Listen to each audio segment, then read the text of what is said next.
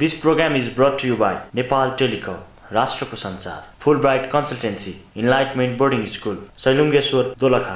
नमस्कार। चन्दा प्रोडक्सनद्वारा निर्मित कार्यक्रम सहयात्राको यो अर्को श्रृङ्खलामा स्वागत छ। म इन्दिरा सापकोटा।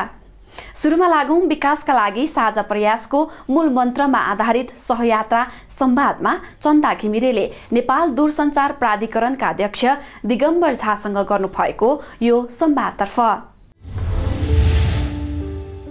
आदरणीय दर्शकवृन्द, सहयात्रा संवादमा स्वागत गर्छु। म चन्दा घिमिरे। आजको युग संचारको युग हो। विकास भन्नासाथ देशमा संचारको क्षेत्रमा भएको प्रगति पनि एउटा मापन हो।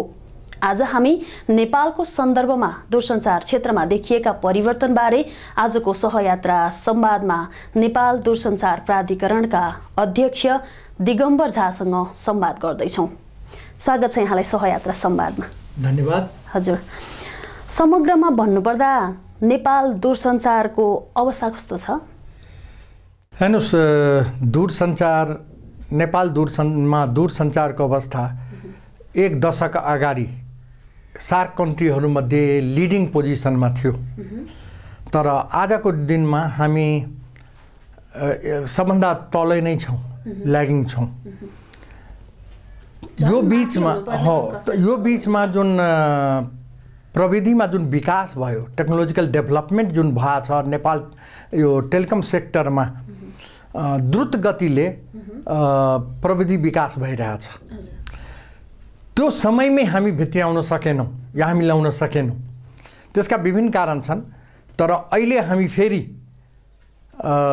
सबैतिरबाट लिडिङ पोजिसनमा आउने प्रयास गरिरहेछौँ र हामी सफल हुन्छौँ। हजुर, हाम्रो अब यो देशमा चाहिँ भूकम्प र त्यसपछि अघोषित नाकाबन्दीका कारण चाहिँ विभिन्न क्षेत्रमा नकारात्मक प्रभाव पर्यो। यस क्रममा झन् नेपालको दूरसञ्चारलाई त झन् नपर्ने कुरै भएन। अब स्थिति सामान्य बन्दै गएको हो। हेर्नुहोस्, भूकम्प यो विनाशकारी भूकम्प भएको बेलामा यति म्याग्निच्युडको भूकम्प थियो कि धेरै टावरहरू पनि ढले। घरै ढलेकोले टावर ढलेको हो, टावरले गर्दा घर चाहिँ ढलेको होइन। टावरहरू ढले र हाम्रा मेन स्विचिङ सेन्टर भन्छौँ हामी, त्यो इन्ट्याक्ट रह्यो। त्यसले गर्दा रेस्क्यु अपरेसनमा निकै कामयाब भयो। त्यसपछि राहत पुर्याउने काममा पनि नेपाल यो टेलिकम सेक्टरले निकै योगदान गर्यो र चारैतिरबाट यसले चाहिँ प्रशंसा पाएकै हो। केही बीचमा जुन अलिकति व्यवधान भयो त्यो के हो भने पावर सप्लाई नभएर अब सबै ठाउँमा पावर त कट भयो, त्यसले गर्दा सबै ठाउँमा पुग्न सकेन। तर पावर रिस्टोर हुने बित्तिकै हामी गऱ्यौँ र तत्काललाई ब्याकअप पावर कति बेला हुन्छ भने 24 घण्टाको लागि ब्याकअप पावर हुन्छ। त ब्याकअप पावरले त्यति बेला चल्यो। त्यसपछि हामीले जेनेरेटरहरू पनि चलाउने स्थितिमा थिएनौँ, तर मोबाइल जेनेरेटरबाट पनि गर्न लगायौँ। त्यति मात्र होइन, यो भीस्याटबाट सेटेलाइट टेलिफोनहरूको पनि व्यवस्था इन्टरनेसनल टेलिकम युनियनबाट गऱ्यौँ। त भुकचालो भए पनि हामी रिकभर निकै क्षति त भएकै हो। BTS भन्छौँ हामी। यिनीहरूको टावरसँग जुन इक्विपमेन्टहरू हुन्छन्, ब्याट्रीहरू लडेर सर्ट हुने धेरै ठाउँमा भए। अहिले चाहिँ स्थिति सामान्य बनिसकेको हो। अहिले स्थिति बिल्कुल सामान्य छ। त्यो अहिले मात्रै होइन, हामी त विदिन 1 मन्थै रिकभर गरिसक्यौँ र कुनै खास एफेक्टेड जिल्लामा यदि थियो भने त्यहाँ पनि हामी टेम्पोररी व्यवस्था गरेर पनि टोटल मोनिटर गऱ्यौँ। नाकाबन्दीले यसलाई खास प्रभाव पारेको छैन। हो, विकासको लागि जुन हाम्रो चाहिन्थ्यो, इन्फ्रास्ट्रक्चरको लागि जुन सामान चाहिन्थ्यो, तिनीहरू आयात बन्द भएकोले त्यसमा अलिकति ढिलो भयो होला, तर यसमा चाहिँ असर चाहिँ परेको होइन। र यो मात्र क्षेत्र छ जसले आफ्नो नाकाबन्दी पश्चात पनि हामी लगातार चाहिँ अपरेसन गर्न सम्भव भयौँ। हजुर, हालसम्म चाहिँ नेपाल दूरसञ्चार प्राधिकरणले खास गरी नेपालका सबै ठाउँमा र खास गरी ग्रामीण भेगमा, दुर्गम क्षेत्रमा चाहिँ टेलिफोन सुविधा पुर्याउन चाहिँ कस्तो खालको अभियान चाहिँ चालेको छ त? हेर्नुहोस्, हाम्रो रिपोर्ट यदि देखियो भने सिम बिक्रीमा हामी हेर्छौँ 100% भन्दा माथि पेनिट्रेसन भन्छौँ हामी, पहुँच चाहिँ भइसक्यो हो। यो सेक्टर के भयो भने नेपाल सरकारको नीति अनुसार जुन बेलामा हामी 2053-54 यो दूरसञ्चार ऐन आयो त्यही बेलामा दुईटा कुरा यो ऐनले गरेको छ। एउटा त हामी के गर्यौं भने निजी क्षेत्रको लागि खुला गरिदियो, अर्को वैदेशिक लगानीलाई पनि 80% सम्म लगानी गर्न सक्ने। यो क्षेत्रमा यो जम्मै निजी क्षेत्र र प्रतिस्पर्धामा आधारित हामी सेवा गर्यौं। तर हामी वास्तवमा जति चाहन्थ्यौं यिनीहरू कस्तो हुन्छ भने यो व्यवसाय हो, जुन ठाउँमा फाइदा हुन्छ त्यहाँ मात्रै लगानी गर्छन् व्यवसायीले। र ग्रामीण क्षेत्रमा खास गरेर पहाडी ग्रामीण क्षेत्रमा, हिमाली क्षेत्रमा जहाँ पपुलेसन अलिकति डेन्स छैन, अर्को इकोनोमिक कन्डिसन पनि राम्रो छैन भने त्यहाँ लगानी गर्न यिनीहरू आफै चाहिँ जाँदैनन्। त्यसको लागि हामी के गरेका छौँ भने ऐनले नै व्यवस्था गरेका छ कि रुरल टेलिकम डेभलपमेन्ट फन्ड हुन्छ, ग्रामीण दूरसञ्चार विकास कोष। अहिलेको अपरेटरले जति आम्दानी गर्छ त्यसको 2%ले हुन आउने रकम हरेक वर्ष हामी असुल उपर गर्छौँ। त्यो रकम झन्डै प्राधिकरणमा 12 अरब पुगिसकेको छ। तर अहिलेभन्दा अगाडि कुनै प्रयास त्यसलाई प्रयोग गर्ने भएन।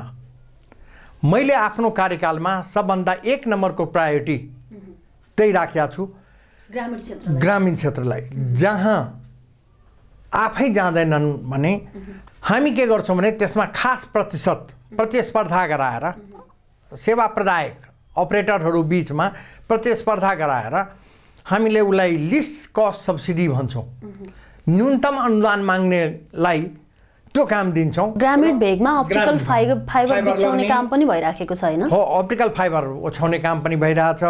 अर्को टावर चाहियो नि।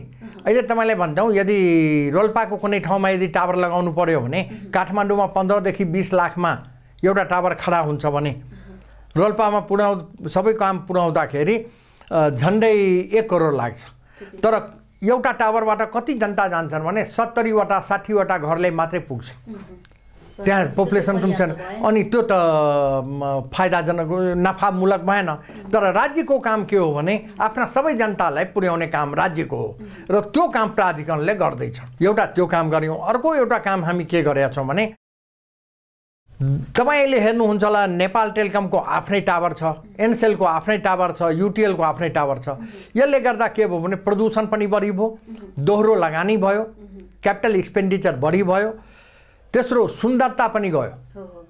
अब के छ भने जहाँ 100 वटा टावर चाहिने हो त्यहाँ 30 टा टावरले नै पुग्ने, अनि दोहोरो लगानी नहुने, अनि जनताले पनि कम हुने। अनि सबभन्दा पहिला चाहिँ हामी इन्फ्रास्ट्रक्चर सेयरिङ गर्यौँ। अब नेपाल टेलिकमको टावर छ भने एनसेलको पनि राख्न सक्ने, युटिएलको पनि राख्न सक्ने, युटिएलको टावरमा नेपाल टेलिकमले पनि राख्न सक्ने। त्यसको खास एउटा के भन्ने भाडा भनौँ न, रेन्ट चाहिँ उसले प्रति महिना, यो पनि एउटा इन्कम स्रोत भयो अपरेटरहरूलाई। त्यो गरेपछि के भयो भने ग्रामीण क्षेत्रमा हरेकले आफ्ना टावर खडा गर्नु पर्दैन। यो सबैको लागि लागु भयो, शहरी क्षेत्रलाई पनि लागु भयो। तर ग्रामीण क्षेत्रमा त अहिले टावर छैन। अनि त्यहाँ के छ भने एउटाले टावर बनायो भने 3टा 4वटा कम्पनी पनि जान सक्ने भयो। त हाम्रो मेन फोकस, प्राधिकरणको मेन फोकस अहिले ग्रामीण क्षेत्रमा दूरसञ्चार सेवा पुर्याउने। दूरसञ्चार भनेको भोइस मात्रै होइन, हामी ब्रोडब्यान्ड सेवा पुगाउने।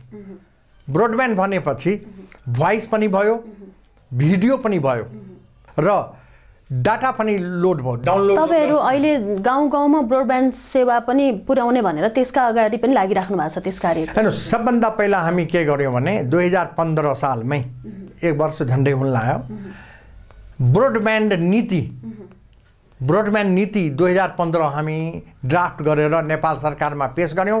नेपाल सरकारबाट स्वीकृत भयो। ब्रोडब्यान्ड नीतिमा कार्यान्वयनमा आइसक्यो। त्यसको मास्टर प्लान पनि हामी बनाइसक्यौं र त्यो प्लानमा विभिन्न टार्गेट लक्ष्यहरू छन्। यतिवटा घरधुरीमा यो 2018 सम्ममा के गर्ने, 2019 सम्म के गर्ने, 2020 सम्म के गर्ने। 2020 सम्ममा, अहिले 2016 भयो, 20 सम्ममा हरेक स्कुल, हरेक अस्पताल, हरेक शिक्षण संस्था, हरेक गाउँमा हामी ब्रोडब्यान्डको कनेक्सन दिन्छौँ। त्यो सञ्जाल कस्तो खालको प्रगति भएको पाउनु भएको छ? यो ब्रोडब्यान्ड सेवा चाहिँ सुचारू गरिसकेको स्थिति भयो? हेर्नुहोस्, हाम्रो कस्तो भने अहिले पूर्व पश्चिम राजमार्गमा पहिलादेखि नै नेपाल टेलिकमको आफ्नै एउटा अप्टिकल फाइबर छ, एनसेलको पनि यो आफ्नै फाइबर छ र विद्युत प्राधिकरणको जुन 66 र 132 केभीए को हेर्नुहुन्छ त्यसको माथिल्लो तार पनि ओपिजिडब्ल्यू भन्छौँ त्यहाँ पनि छ। यानि तेह्रो लगानी भनौँ न, दोहोरो लगानी त्यहाँ देखिन्छ। एउटाले पुग्नेमा तीनटा त्यहाँ छ। हामी अहिले के प्लानमा छौँ भने मध्य पहाडी लोकमार्गमा हामी चाहिँ त्यो अप्टिकल फाइबर ओछ्याउने। अहिले सबै जिल्ला सदरमुकामसम्म सडक पुगे पनि अप्टिकल फाइबर पुगेको छैन। 26 वटा जिल्लामा पुगेको छैन र यसमा अहिलेको वर्तमान सरकार, वर्तमान मन्त्रीजी निकै लागि पर्नु भएको छ। मलाई एकदम उत्साह भइरहेछ र उहाँको के छ भने हाइवे जाओस् नजाओस्, इन्फर्मेसन हाइवे, सूचना महामार्ग पुग्नुपर्छ सबै ठाउँमा। र आजको युगमा ई हेल्थ, ई एजुकेसन, ई गभर्नेन्स, नेपाल सरकारले आफ्ना सूचनाहरू सम्प्रेषण गर्नलाई सबभन्दा राम्रो माध्यम त्यही हो। त्यसैमा हामी लागेका छौँ।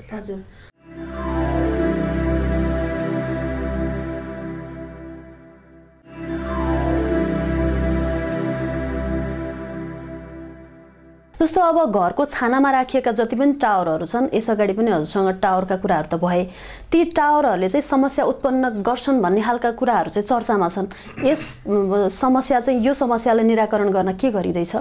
सबभन्दा पहिला त टावरको सङ्ख्या हामी कम गर्न खोजिरहेछौँ। त्यसको लागि 1000 वटा टावर छ भने 300 वटामै पुग्ने। यदि एउटा टावरमा 3टाले एन्टिना राख्यो भने त्यसको लागि हामीले गाइडलाइन नै बनाएर लागू गरिसक्यौँ वैशाख 1 गतेदेखि। अर्को कुरो एउटा के छ भने टावरको वेट 1 टनभन्दा कम हुन्छ, यानि 1000 केजी भन्दा कम हुन्छ एउटा टावरको वेट। आजकल त झन् यस्ता मेटेरियलहरू आउँदैछ कि 600-700 केजीले नै पुग्छ। कुनै पनि भवन टावरले गर्दा भत्केको होइन। म एउटा मेसेज हाम्रा उपभोक्ताहरूलाई, जनसाधारणलाई म तर हेभी टावर भएका कारण चाहिँ घरहरू भत्कियो भन्ने खालका कुराहरू पनि हेभी टावर नै हुँदैन।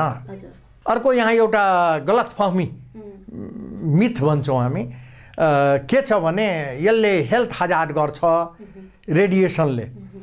हेर्नुहोस्, आज विश्वमा सबै ठाउँमा जति हाम्रो इक्विपमेन्टहरू उत्पादन भइरहेको छ, दूरसञ्चारका इक्विपमेन्टहरू, सबैमा वर्ल्ड हेल्थ अर्गनाइजेसनले रिकमेन्ड गरेका इमिसन, इलेक्ट्रोम्याग्नेटिक रेडिएसन भन्छौँ, त्यो इमिसनभन्दा कम छ। त्यसैले घरको छतमा जुन तपाईँको भनाइ थियो बिल्कुल सेफ छ, कुनै खतरा छैन, डराउनु पर्दैन। अर्को कुरो, हामी कहाँ जस्तै कि भनौँ न काठमाडौँका घना बस्तीहरूमा पब्लिक ल्यान्ड छैन। टेलिकम त चाहियो सबैलाई। अब चाहियो भने त्यसको लागि टावर चाहियो। अब कसैले यदि आफ्नो छानामा राख्न दिएन भने त्यो टेलिकमबाट वञ्चित हुन्छ, हामी गर्न सक्दैनौँ त्यो। हजुर, सँगसँगै तपाईँले कुरा गर्नुभयो टावर र नेटवर्क हामीले ग्रामीण क्षेत्र, दुर्गम क्षेत्रमा पनि विस्तार गर्दैछौँ भनेर। देशको सम्पूर्ण भागलाई नै, सम्पूर्ण क्षेत्रलाई नै वाइफाई जोन क्षेत्र भनेर बनाउन सकिँदैन? के सोच राख्नु भएको छ यसमा? हेर्नुहोस्, हामी सबैलाई वाइफाई जोन बनाउने अहिले पनि उसमा छैनौँ, हाम्रो कुनै कार्यक्रम छैन। तर एउटा कार्यक्रम के छ भने जति पब्लिक प्लेसहरू छ, सार्वजनिक स्थल जहाँ मान्छे भेला हुन्छन्, सभा समारोह हुन्छ, एयरपोर्ट भन्यो, बस स्ट्यान्ड भन्यो, अस्पताल भन्यो, त्यस्ता ठाउँमा हामी चाहिँ फ्री वाइफाईको लागि अगाडि काम बढाएका छौँ। हजुर, अब तपाईँले विभिन्न मोडल, विभिन्न नीतिगत कुराहरू त गर्नु नै भयो होइन, तर दिन प्रतिदिन चाहिँ नेपाल टेलिकमको सेवाको गुणस्तरमा चाहिँ खस्किँदैछ भन्ने खालका जनगुनासोहरू धेरै सुन्न पाइन्छन्। यो जनगुनासोलाई चाहिँ व्यवस्थापन गर्न के गर्दै हुनुहुन्छ? गुणस्तरमा के छ भने तपाईँले 100 वटा कल गर्नुभयो, कतिवटा कुरा सम्पन्न हुँदै ड्रप भयो। वास्तवमा के हो भने 3 वटा मात्रै, अधिकतम 3 वटा मात्रै ड्रप हुनुपर्ने। कतिचोटि गर्दाखेरि सम्पर्क के अरे नेटवर्क कन्जेसन देखायो, अहिले सम्पर्क हुन सक्दैन जुन भन्छन् नि, त्यसका पनि गाइडलाइन छन्, भोइसका पनि कुरा छन्। यो सबै क्वालिटीमा आउँछ। हामी के गर्छौँ भने त्यो सर्वे गर्दाखेरि पनि सन्तोषजनक दुईटैको आएको छैन, कुनै आएको। तर पर्सेप्सन पनि एउटा हो। एउटा सर्वे हामी के गर्छौँ भने फोन गरेर, जस्तै तपाईँलाई फोन गरेर हामी सोध्छौँ ल नेपाल टेलिकमको भन्नुहोस् त के छ, त्यो पर्सेप्सनमा अलिकति नेपाल टेलिकम पछाडि परेकै हो। यसबारेमा अलिकति भिन्न विचार राख्छु के भने हामीले नाकाबन्दीको समयमा पावर पनि नदिने, जति टावर छन्, जतिवटा बिटिएसहरू छन्, सबै ठाउँमा पावर चाहिन्छ, बिजुली चाहिन्छ। अब पावर पनि नदिने, जेनेरेटरको लागि डिजल पनि नदिने, अनि गुणस्तर खोज्ने, यो हुँदैन। हजुर, हामी कार्यक्रमको अन्त्यमा छौँ। आगामी दिनमा चाहिँ हामी यी कार्यहरू गर्छौँ र अझ बढी यसलाई स्तरीय बनाउँछौँ भन्ने खालका के योजनाहरू छन् तपाईँहरूसँग? हेर्नुहोस्, के छ भने हामी तपाईँ सुरुमै मैले भने कि हामी अलि पछि पढ्यौँ भनेर। सबभन्दा पहिला म के चाहन्छु भने विश्वमा टेलिकम सेक्टरमा भएका विकास, टेक्नोलोजिकल डेभलपमेन्टबाट नेपाली जनतालाई वञ्चित राख्नु भएन। त्यसैले लेटेस्ट टेक्नोलोजीहरू आउनु पर्यो। निकट भविष्यमै तपाईँले आषाढ मसान्तसम्ममा हामी टेक्नोलोजी न्युट्रल गरेर 4G सुन्नुभयो होला, LTE 4G, 3G अलरेडी छ, हामी चाहिँ 4G पनि ल्याउँदैछौँ। एउटा कुरा। अर्को कुरो के छ भने हामी कहाँ अहिले हेर्नुहुन्छ भने 6वटा भोइस अपरेटर छ, जबकि नेपालको मार्केटमा 6वटा अटाउने ठाउँ छैन।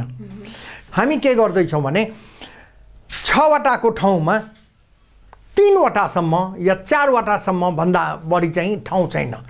अपरेटरको सङ्ख्या पनि घटाउने, त्यसको लागि मर्जर एन्ड एक्विजिसन, जस्तै ब्याङ्कहरू मर्ज भयो नि, त्यस्तै मर्जर एन्ड एक्विजिसनका पोलिसी ल्याउँदैछौँ। त्यसका लागि एउटा गाइडलाइन ल्याउँदैछु, विनियावली ल्याउँदैछु।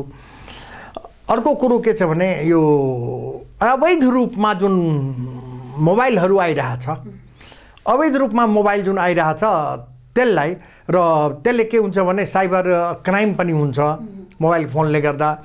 त्यसको साथसाथ यो मोबाइल फोनबाट क्राइम पनि हुन्छ, त्यसको साथसाथ यो तपाईँको चोरी पनि हुन्छ।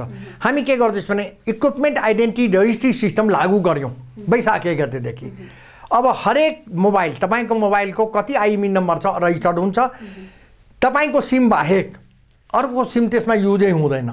अर्को तुरन्तै डिटेक्सन गर्न सकिन्छ, कहाँबाट फोन गरेको थियो, कुन एरियामा अहिले छ, त्यो पनि हामी डिटेक्ट गर्न सक्छौँ। अहिले त हामी नयाँ इम्पोर्टबाट सुरु पनि गरिसक्यौँ, भएका इम्पोर्टलाई 1 महिनाभित्र गर्दैछौँ, र अलरेडी युज भएकोलाई 3 महिनाभित्र गरिसक्छौँ। अर्को हो नम्बर पोर्टेबिलिटी। तपाईँले सन्तुष्ट हुनु भएन एनसेलबाट, अब तपाईँ नेपाल टेलिकमको चिन्नुभयो, त्यहाँबाट पनि सन्तुष्ट हुनु भएन, युटिएलको नम्बर लिनुभयो या स्मार्टको नम्बर लिनुभयो, यो टेलिकम कम्पनीहरू हो। तर तपाईँले सबै साथीलाई चाहिँ मेरो यो फोन चेन्ज भयो है भन्नुपर्ने बाध्यता छ। हामी नम्बर पोर्टेबिलिटी लागू गर्दैछौँ। त्यसले गर्दा तपाईँको नम्बर त्यही रहने, सिम तपाईँ जसको लिए पनि हुने। अनि के हुन्छ भने आफ्ना गुणस्तर इम्प्रुभ गर्नलाई, होइन भने मेरा ग्राहक त अन्त जाला, त्यही नम्बर हुन्छ, त त्यो पनि हामी गर्दैछौँ। त्यसको साथसाथ मैले भने ब्रोडब्यान्ड पोलिसी अनुसार ग्रामीण क्षेत्रमा हरेक स्कुल, हरेक अस्पताल, हरेक शिक्षण संस्था, के अरे यो गाविसलाई इन्टरनेटले हामी जोड्न लागिरहेछौँ। पुरै सञ्जाल नै एउटा बिछाउँदैछौँ। मेन कामहरू हामी यही गर्दैछौँ। गुणस्तरको कुरा जुन छ अटोमेटिकली हामी आउँछ, र 4G आएपछि भोलिका जमाना डाटाको हो। त्यसको साथसाथ हामी आइसिटी पोलिसी पनि पास गर्यो नेपाल सरकारले। आइसिटी पोलिसीको अब यसमा के छ भने आइटी डिपार्टमेन्ट विज्ञान प्रविधि मन्त्रालय अन्तर्गत छ, तर कन्टेन्ट बनाउन जिम्मा हामी उसैले दिन्छौँ। यो हिसाबले स्कुलहरूलाई पनि जहाँ सोलर छैन, त्यति मात्र होइन, म त अल्टरनेट इनर्जी प्रमोसन सेन्टरसँग पनि सहकारी गरेर ग्रिड नभएको ठाउँमा, अहिले विद्युत प्राधिकरणको ग्रिड नभएको ठाउँमा उनीहरूबाट, जुन गाउँमा उनीहरूले आफ्नो गरेका छ माइक्रो हाइड्रोबाट, सोलरबाट, उनीहरूको एउटा पर्मानेन्ट हामी चाहिँ नेपाल टेलिकमका, एनसेलका यिनीहरू पर्मानेन्टै ग्राहक हुने उतातिर पनि लागेका छु, जसले गर्दा क्वालिटी पनि इम्प्रुभ हुन्छ।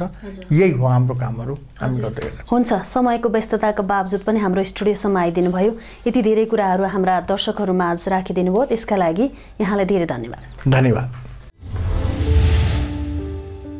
दर्शकवृन्द, सहयात्रा संवादको क्रमपछि अब लागौँ यो अर्को प्रसङ्गतर्फ।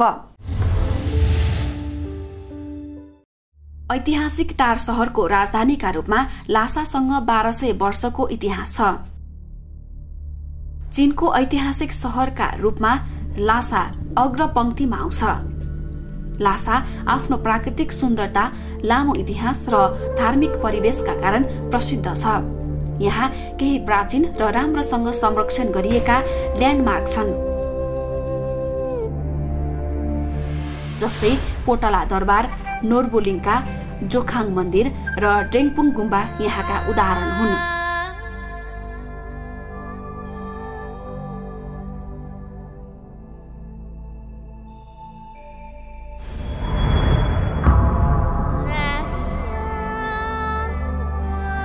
चीनको बाखोर गल्ली 1300 वर्ष पुरानो र ऐतिहासिक र सांस्कृतिक रूपमा महत्वपूर्ण छ। प्राचीन सामग्री र त्यस बेलाको जीवन झल्काउने संरचना भएकाले यसको ठूलो ऐतिहासिक महत्व छ।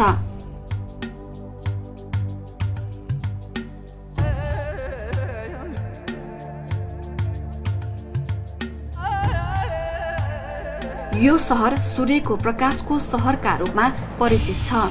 लासावासीले वर्षमा 3000 घण्टा सूर्यको प्रकाशको आनन्द लिन्छन्। जसरी नदी बग्छ, जसरी फूल फुल्छन्, त्यसरी नै अरू प्राणी पनि हुर्किन्छन्। यहाँका मानिस निकै परिश्रमी छन् र उनीहरू खुसी पनि छन्।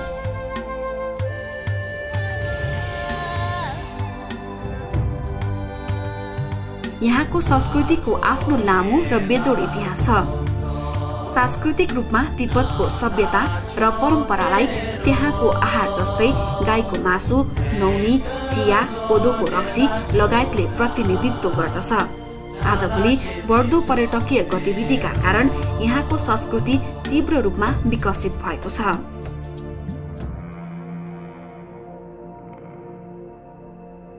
वर्तमान परिप्रेक्ष्यमा पनि तिब्बत विश्वमै वातावरणीय गुणस्तरमा उत्कृष्ट मानिन्छ। लासा लगायत प्रमुख शहरमा हावाको शुद्धता 95% भन्दा माथि छ।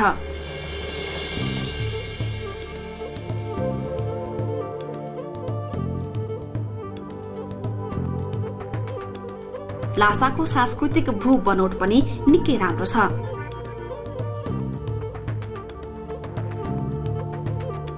संस्कृति, इतिहास, प्राचीन धर्म र बेजोड कला शैलीका कारण यो निकै समृद्ध छ।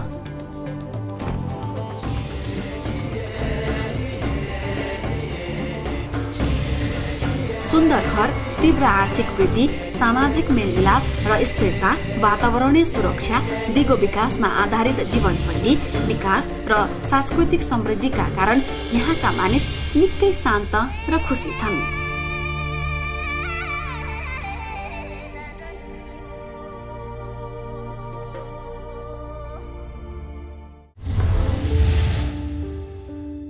यी विविध प्रसंग सहित आजका लागि कार्यक्रम सहयात्राको प्रस्तुति यही सकिन्छ। गन्तव्य प्राप्तिको पहिलो यात्रा कार्यक्रम सहयात्रा निरन्तर जारी नै रहनेछ। आजलाई भने कार्यक्रम निर्माण युनिट सहित मलाई पनि आज्ञा दिनुहोस्। नमस्कार। This program is brought to you by Nepal Telecom, राष्ट्रको संचार, Fulbright Consultancy, Enlightenment Boarding School, Sailungeswar, Dolakha।